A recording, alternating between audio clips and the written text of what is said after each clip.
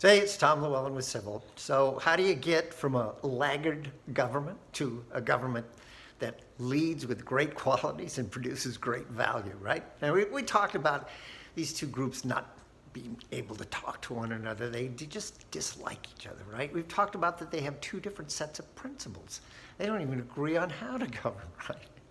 But they agree on one thing, and that is performance is based on how much you spend, not how much value you have or you create. But just, hey, we spent a lot of dollars. We must be doing wonderful, right?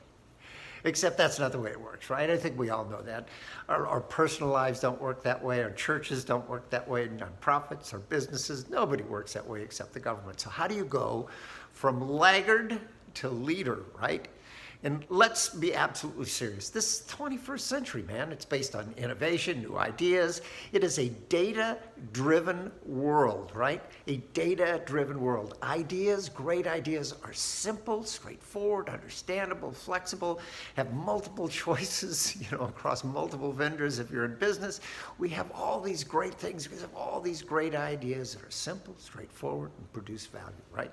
How do we do it in government? Well, it starts with being data-driven, right? So you have to have an institution that says it matters how well I spend. So, we proposed a chief simplicity, innovation, and analytics officer, right? Someone that can track, are the proposals coming to us simple? Are they understandable?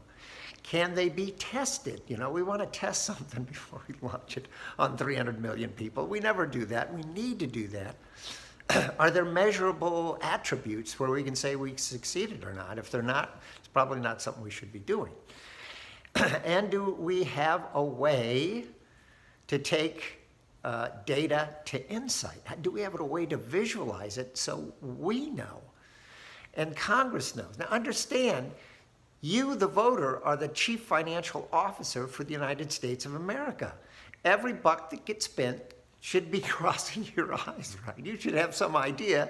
If the stewards you sent to do the job, your employees, Congress, has the same visualizations, that they can see what they're doing. They don't have it right now. We have an IT environment that's based on, something out of the 1990s, right? We are so far ahead of them here. A chief financial officer today can sit at his desk and literally look in real time at any component, any piece, any product, any project, any region, any area, any state, and say, hey, are we doing all right here?